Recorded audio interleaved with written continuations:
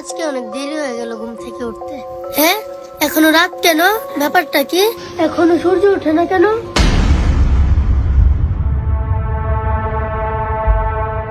বাবা বাবা, কে কে কে কি হয়েছে মা? বাবা সকাল 10টা বেজে গেছে, এখনো সূর্য ওঠেনি।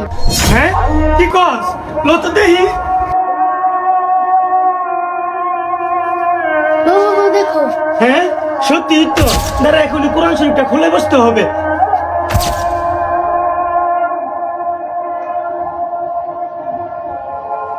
বিশ্বাস করেন কিয়ামতের আগে একদিন এক রাতের মধ্যে এই কোরআনের সব পাতাগুলো আল্লাহ তুলে নেবেন আসমানে। হাদিস এসেছে কোরআনের শুধু পৃষ্ঠাগুলো থাকবে, কালি থাকবে না।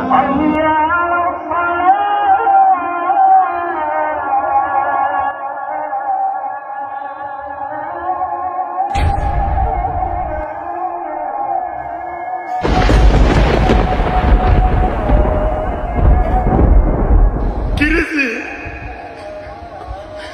কোরআন শরীফের লেখা দিয়ে মুছে গেছে।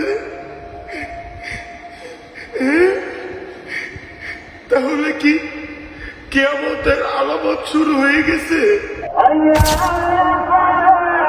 হে মানুষ, তোমাদের পালন কর্তাকে ভয় করো।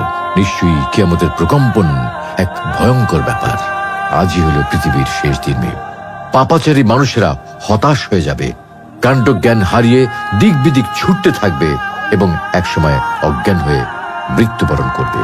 আল্লাহ রাব্বুল আলামিন আমাদের সকলকে পৃথিবীর শেষ দিনের ভয়াবহতা থেকে হিফাজত করুন।